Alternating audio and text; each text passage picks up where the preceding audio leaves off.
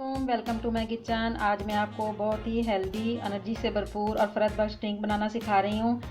अगर अब तक आपने मेरे चैनल को सब्सक्राइब नहीं किया है तो प्लीज़ मेरे चैनल को सब्सक्राइब कर दें, मेरी वीडियोस को लाइक और शेयर करते रहें।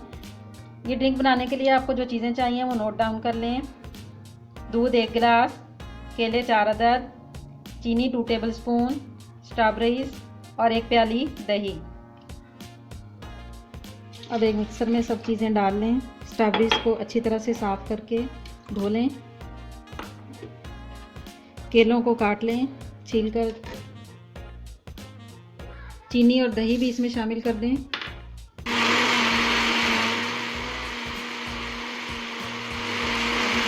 करने के लिए निकाल लेंगे।